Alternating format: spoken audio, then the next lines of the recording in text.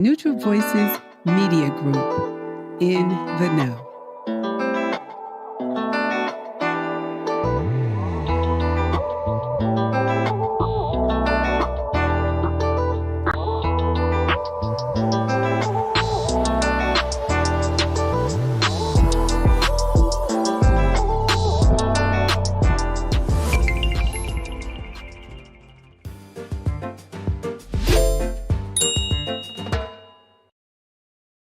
Welcome, good evening. I'm Miss Jill, and this is In the Know.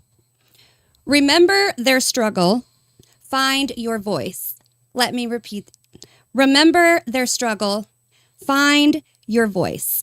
We want to welcome you this evening, and we have a guest with us who does remember their struggle and does remind you to find your voice. I want to welcome Miss Jama Ross to the panel. Welcome. Welcome. Thank you for being here with us. Yeah. Thank you for being here. So who said that? You said that. That was me. You said that. It feels narcissistic to quote myself. I'm already uncomfortable, but sure, let's do it. Yeah. So remember their struggle, find your voice. That is something that you said. So I want to start out talking a little bit about what you meant when you said that. Well, I feel like everybody is here because of everyone who was, right? Like the struggles that I think we find ourselves in, they're not new. It's not the first time we've come across it. So I see especially a lot of women really worried right now about what's going on in the world. And I understand I get scared too, especially being a mom and thinking about where we're headed. But the thing that I just keep trying to remind somebody is like, it's never been easy. There's never a time there hasn't been a struggle. When we look through the eras and we see that everybody has had these, everybody has had to take that torch. And so I'm like, we need to remember that struggle. We need to find our voice. It's just our turn. It's our turn to pick up the torch. It's our turn to keep it going. And it's up to us to make sure that everything they went through, we're now the voice of what has been done, and keep going so that the next generation will say we have our voice because of what they went through. Right, exactly. So thank you for that. Before we get into everything, let's learn a little bit about Jama. Tell us a little bit about yourself. I think my biggest accomplishment is being a mother of 7 kids. We were talking about that a little bit before. That's no small feat. Not at all. Anyone who's out there thinking to themselves, like, that might be a great idea. I'm not saying don't do it. I'm just saying, like, think like there's some options you might have, right, that like it's because like if you think like the cost of eggs is high, like you try that with like 19-year-old boys and like as if we like go through like a carton of eggs, I swear, like every night at 9:00, like just like a carton comes up missing. I don't know, like but that's probably my biggest, obviously my highest honor is being a mother to kids who I've had the honor of having, and then I've had the honor of somebody else carrying them, and then being able to be a mother to them. I've been a nonprofit in Fort Wayne for almost 20 years now.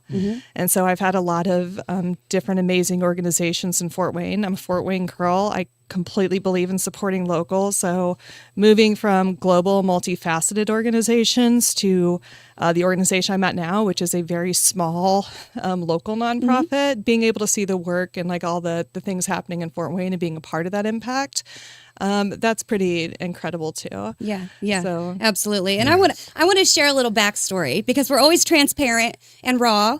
So my daughter has her kind of first real boyfriend, and she, a couple months ago, comes to me and says, Mom, my boyfriend, Seth, his mom reminds me a lot of you. And I said, well, you mean she looks like me? She said, no.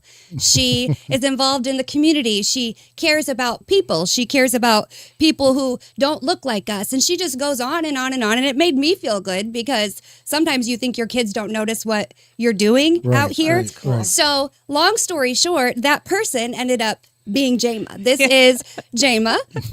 And we are involved in a lot of the same things. So I thought that was pretty cool because here we are on set and our kids, I call them, are dating. They are. They are. They are. They're making nachos as we speak. Yeah, my daughter cooks. I'm so. sure not tuning in to watch the two of us Probably together, not. just Probably making nachos and ignoring us. Probably not. All's right with the world. Yeah, I feel you. I feel you. So we know that you are involved in a lot of things in the community, and I just want to briefly mention some of those things. So. Greater Fort Wayne, you've been nominated for many awards with Greater Fort Wayne. You were just nominated for the Shiro nominee. That's Arvis Boone, that award. 40 Under 40. Writer of the Year for Journal Gazette. Journal Gazette Golden Pen 2-time recipient. You actually have your own column in the Journal. Oh, wow. Too. A monthly column Look that at is written on social injustice. So I thought that was really cool. Blessings in a Backpack Executive Director. Imposter syndrome. We're going to talk about that in a little bit. So you have a lot of things going on. You've done a lot of work in the community. And I call it work because that's exactly what it is. So that brings me to my next question. What brought you to community? What made you say, I think I want to make a difference? Because let's be real, not everybody dives in like that. And if they do, it's not for 20, 25 years because it's tough work. So let's talk about what brought you to this type of work. God brought me to this work in a way that I didn't anticipate, which is usually like the way that he likes to do it. I've noticed, not giving you a heads up and making you figure out like what's happening. I had no idea this was gonna. Yeah, so I was working in fashion. And absolutely loved the work I was doing. Our company was growing really quickly. We were one of the top 50 companies, fast-growing companies in the U.S. Our color was hot pink, and I used to joke, if you cut me, I'll bleed hot pink because I was just so in it. But something, as I started getting older, something I started saying to myself was, what am I really doing, though? And I don't say that to guilt anybody because I think that you can have all different kinds of jobs and still do the work outside of it. Correct. You can still find your purpose, right? Absolutely. So I noticed that I was spending, I was traveling for the company. I was spending more and more time away from home, more and more time away from the kids. And it was the anniversary of 9/11. Ooh. And I was on my way to the airport back from St. Louis. And I was in a cab. All of you guys all of you out there that don't know what a cab is, it was before Uber. Before Right. You would, before the Historic times. let me tell you, you would call the taxi. Yes. So I was in a cab and we were on our way to the airport. Security was heightened because it was the anniversary. And the cab driver had the station on that was playing calls from people who were stuck in the tower, playing calls to people that they loved saying, I don't think I'm going to make it out, which is a horrible thing to play on your way to the airport, by the way. Like, if I would have left that you couldn't leave a review then, but it would have been good. My flight happened to be delayed. And so I sat there really thinking about hearing those people in their last moments. And I remember thinking to myself, if my plane went down today, the only thing that my kids would have to say about me, I mean, they would be able to say she was a great mom, she loved us, but the only thing I've done in the world is make a company a lot of money. And that's my mark. And once I got that in my head, I just couldn't, there was no going back. Right. And I tried to reason with God, wait a minute, I'm about to get my own car with this company. I think we can negotiate. I could find a way to do other things. And I love pink. There's so many ways we could work around this. And it was but once I got into my head, that was just it. So I just kind of threw my resume out there, having no experience in nonprofit, and just said, here are my skill sets, who wants me, and ended up going with Salvation Army was the first one I went with. Good company. American Red Cross was right after that, and then ended up with Blessings, and just was fortunate enough to have an incredible staff, have incredible community, and do incredible things, and just found that the more that I did, the more I wanted to do. Yeah. And also just the more I learned, the capacity, kind of like when you have kids, your heart doesn't stop with one. Right. It was like that with mission work too, where I'm like, I don't have to be confined to the mission I'm working in. I also have an interest in, women's rights. I also have an interest in making sure that, the homeless population is taken care of. So there was just so many issues that I'm like, I have a capacity for this. Yes. There's other things that we can get involved in. We don't have to stay in a box. Yes. Yes. Now, you mentioned Blessings in a Backpack. Yeah. Tell us a little bit about that. What is Blessings in a Backpack? It's my most favorite thing to talk about. So you're going to have to lengthen the time of the I got you. podcast. Go ahead. Okay, great. We got time. Great. All right. So we are a small local nonprofit. And when I say small, we have only one employee. It's just me. We feed 3,350 kids every Friday. And Every Friday? Every Friday. And so what this means to us is we are in the schools, Fort Wayne Community Schools, the schools that have the highest rate of food insecurity. So we go in every Friday, they open their backpacks, we put a bag of nutritious food in that lasts them from Friday to Monday so they don't have to go that weekend without eating. Now, 70% of kids, the survey was 2 years ago, that was the stat, 70% of kids are going to wake up Saturday and not know where or when their next meal is coming from. Well, that's just what's reported. That doesn't include the inflation, that doesn't include the soaring cost of groceries over the past 2 years. So it's actually much higher. That's a lot. Right. So that's something that we choose to battle to make sure that regardless of whatever is happening in these kids' lives, that we are making sure every Friday they get a bag of food and that they're fed. We also have a summer feeding program. We just launched it last summer in partnership with Allen County Public Libraries. So, and it's back this year. That's good. Yeah, super excited. Any kid through the summer months can show up at one of the library locations and get a bag of food. 0 to 18, all they have to do is walk in and say, I need a bag. They get a bag. They don't have to show proof of their age or their need or anything. They just, if they're hungry, come get a bag of food. We'll give you one. We also have a program called Believe Bags, and that's a program that Jalen helped us with this last Valentine's Day. They went insane over it. But that's a program for mental health and self-esteem, because kids who are in poverty and who are struggling with food insecurity are more likely to also have a poor self-image. So it's kind of our feeding the tummy and the soul coming together. And then the last program we have is called Brave Bags. And this is a new one we just launched at the end of last year. If you can't tell, like, it's very close to my heart. Brave Bags are called AKA Williams Bags. Our son William came to us when he was 13 years old. And I share this with his consent. He had been in and out of foster care, removed from that home 20 times easily before he came to us. He grew up in a meth house. And so when he came to us, there were so many things that I wish could have happened for him through the system that didn't. And so as we were developing this program, we were saying we want to make sure we're getting to the most vulnerable kids, the kids that are undergoing treatment for abuse and neglect. And so he really came into this and said, like I said, what would you have wanted? What could we have done for you? What would you want to see in this bag?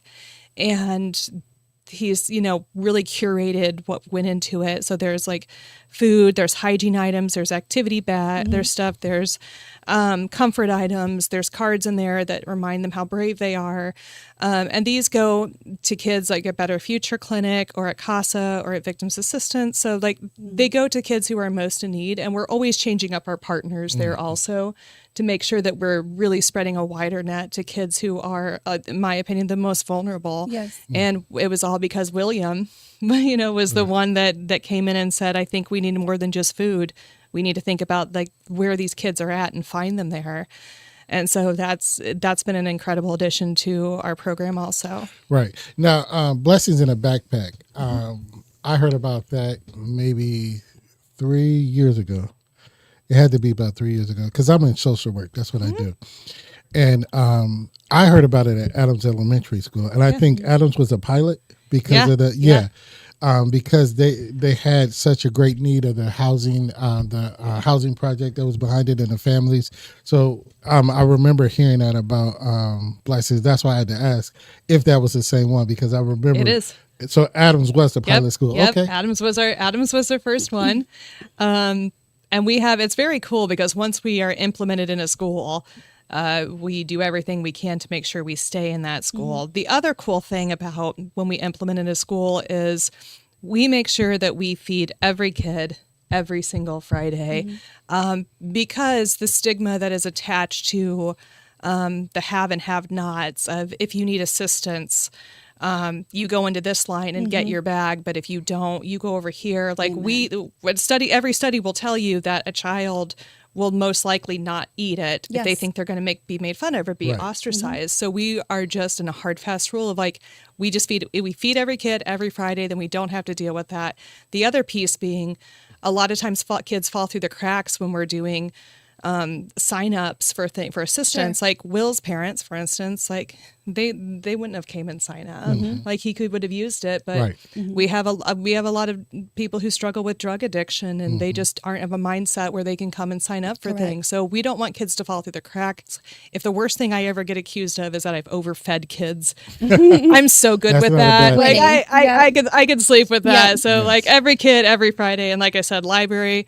That program is exactly the same way. We don't ask questions. We don't ostracize. Like if you're hungry, come get a bag. We just want to feed you. Yes. You know, you mentioned that you are the only employee for Blessings. So that brings me to my next question. How can the community support this? How can we support this? Do you have any fundraising efforts? Is there any way to donate? Because let's be real. I mean, none of us like the thought of anyone being hungry, but especially a child. So let us know how we can get involved, how anybody watching can get involved. Well, I think anyone who works in social work will tell you that dollars make the biggest difference because we have such great buying power, and we know exactly where the need is. So $120, for instance, pays for a child to eat throughout the entire school year. That's Really? okay. $120. Well, pause on that, and I'm going to let Jill get back, but break that down for us because most of us think it's an astronomical number. Help us understand how $120 can feed a child for a year. Just help us understand that. Then you can get back to the rest. So remember that it's every bag per weekend. So if you're taking, anywhere from $3.10 to $3.20, and you're timesing that per weekend, and then you get their number of $120. So. Wow. Okay. So if somebody wanted to help, do you have a website? How would they help? Yeah. So it's blessingsindiana.org. You can go to our Facebook page, and I'm always putting like donate. So you will not miss it. We're on Instagram. We're on the TikTok. The TikTok. The young folks. I forced myself to go on and start making content. I'm sure anyone younger than me will tell you it's not great, but you know what? I'm working on it. I'm trying to finding kids where they're at, finding your younger donors where they're at. But just making a donation at blessingsindiana.org. It really does make a huge difference, especially to small nonprofits that are just making a go of it out here. Absolutely. Right. Absolutely. I love that. I know also you have something else coming up that you are very passionate about, and this is called The Power of We.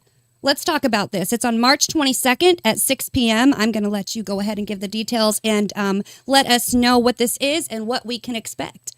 Yeah, so the event is The History of She, The Power of We. And it's kind of a love letter to Fort Wayne. It's a side project that myself and the executive director of Gigi's Playhouse has taken on. Just the two of us together are sponsoring it. And it's a women's history event. And what we hope will also come out of it is a sense of empowerment. And this really grew from just hearing collectively a lot of women's voices who were, again, who I said in the beginning, they're worried, they're not sure where we go from here. I think that we've kind of lost our power, we've kind of lost our voice, and we've forgotten who we are the descendants of when it comes to these amazing women who forged and who made this incredible life that we're now living. So it's really a walk through history. The evening event starts with artwork that is displayed by local artists, great. and it's their interpretation of what empowerment is, or a strong woman figure that they've had that inspired them through the years. And then the performance art, the performance time is a walkthrough collectively, starting with the suffragette movement into how the 19th Amendment. Sure, they got their right to vote, but that did not extend to Black women. Right. Black women had to fight for that the fight was not over, and it extends into the civil rights movement. Then we move on into the 70s feminist wave, into the struggles of the LGBTQ community, as we go into Me Too and Black Lives Matter. And then, of course, on to our worst enemy, our greatest enemy, which is ourselves, the things we tell ourselves, and the social media influences that we have. So there's so many areas that we really could have. Like if we had like a 12-hour event, I mean, there were just so many other places that I was like, oh, I would love to. Here's an area I would love to bring in, or here's a group of women that I would love to be represented, but. I mean, we have like maybe 2 hours for this performance, right. but each one has, each section has some video clips from that era, as well as 2 artists that either do spoken word or they sing or they dance, something from that era. Aretha Franklin's Respect is in there. We've got Precious Lord, Take My Hand. Stand Up from Harriet. Like those are like my ones that I was just talking about last night, so I'm like super excited about it. And then we also have a lot of pieces just from people saying like what this part says to me, or like what this era said to me. I think it's really cool. We have a piece from the 70s of Janice Ian, The Truth at 17, which at the time was really talking about how it's not fair that if you are not a pretty girl, you don't have certain allowances made for you. And as we move through the timeline at the end, one of the songs is Letter to My 13-Year-Old Self, which I think is so cool because it's really saying, just be who you are, and if that's weird, or if it's not the norm, that makes you more beautiful. Yeah. And so seeing the difference of how we see ourselves then, and like how far we've come with it, also remembering how far we still have to go. Yeah, absolutely. So we are hoping that it's an empowering event. We're hoping that, like I said, women can come together and just remember that if whatever they're feeling right now, like there's hope. We still have each other. We can still find our voice. We can still find peace together. Right. We just got to find we just got to find our way back to each other. Yes. And a quick question, while you're in this vein, and talking about nonprofit and social injustice. And you repeated it several times that women are afraid. They don't know the direction in which they're going to. They have fears. The world is changing. With that being, be it political, be it whatever you want to look at the landscape of the world right now. What do you think about like nonprofits and other social justice agencies continue to push and handle that mantle? So I was just talking about this, actually. Mayor Tucker was at a meeting that we were talking about Black History Month. And something that I had brought up then was with what we remember through eras of people who were bold enough and brave enough to stand up. Like, isn't that what pushed us to where we are now? Are we in that place where we should be doing the same thing? Because the big conversation that I feel is happening with a lot of nonprofit leaders is, do we say something and get our funding, worry about getting our funding cut? Exactly. That's one thing. And I understand that because of something, like you've bled for this, for your mission. Your life is your mission. Your people that you see, if you can't help them, like, are you, you've failed them in a way. But at the same time, I keep going back to, but isn't it our moral responsibility? Isn't it our obligation to make sure that the future that we're making for our kids is something leaving them better than, what was left to us? So shouldn't we be bold enough to say the things, to say them respectfully, to have an open and honest two-way conversation, to make sure that we're still treating each other as humans, and to say, I understand that you might be coming from fear. I want to address that and let you know I'm not here to hurt you, but we might just see things differently. But I think that a lot of people in the nonprofit sector are very afraid Yes. to take those steps. And they're not sure. I mean, even with like the event that we're doing with the women's event, we had certain nonprofits that were very interested and then got very nervous about being part of an event that simply acknowledged women. Right. Yeah. And I thought that, and I was like, it's just saying that they existed. It's not, there's nothing political. This really isn't, this is factual. nonpartisan. Right. But it's just, again, those fears I think that we're having right now is, but what if, and if I do, what will be the consequence? Yeah. It's very real. But hasn't this always, isn't that the way that it's always happened? Yes. Isn't our, like, again, like that's nothing new, right? If we separate and we try to get everybody cowering in their own corners, like, isn't that the way we keep everybody apart? If we all came together, if we all link arms, like, aren't we stronger together to say, like, you can't push us all around. Right. We are now a united front. Right. But at the same time, I completely understand where people are coming from, where they're saying, I feel like I have too much to lose. Like, I just don't want to, for me, I don't want to be complicit. Yeah. Amen. Yeah, because Amen. complicity states that you're in agreement. Yeah. And I don't, absolutely. and I can't do that. Like, I won't judge anyone for doing what they've got to do to take care of their own and their mission, but like, it's never going to be me. Yes. Yep. Going to Yep. get news tomorrow. Blessings, right. executive director fired. Canceled. Or like, Canceled. No, that's I not want right. to give details again. March 22nd, 6 p.m. And this is at Electric Works, It the is. forum. Tickets are available at Eventbrite, correct? correct. So as we are winding down, I do have something that I want to cover because you said something else. You said I surround myself with people who make the good work happen. Again, I surround myself with people who make the good work happen. Whenever we're involved in community work, we find ourselves, or we should find ourselves, sitting at tables with people that normally we never would have sat with. People that don't look like us, people that don't speak like us. Tell us a little bit about what you meant when you said you surround yourself with people who make the good work happen. The imposter syndrome thing that I've spoken about, like that's a presentation that I give. I think there is something to be said for you to be able to say and to create spaces that say, I have accomplished this myself. I am owning that. I am not going to pretend myself dumber or weaker or incapable. I have had an accomplishment and I'm going to own it. But at the same time, I think it's incredibly important to acknowledge that nobody gets here on their own, right? Right. Yes. Right. And that means for me, like I may be a staff of one, but I have volunteers that make this happen. I have donors that make this happen. I have a community that says we are making feeding children a priority.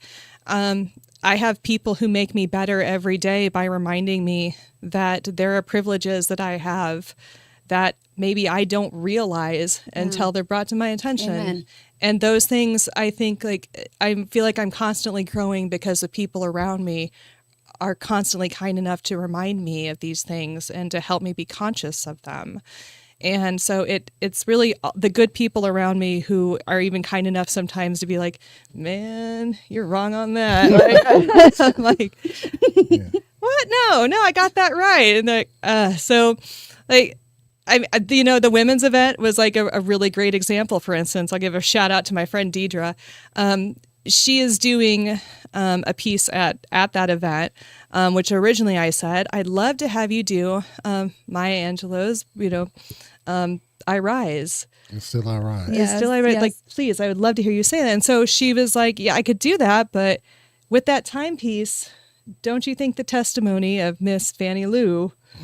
But I was like, why didn't I just ask you? Right. Why didn't I just say to you, what piece speaks to you?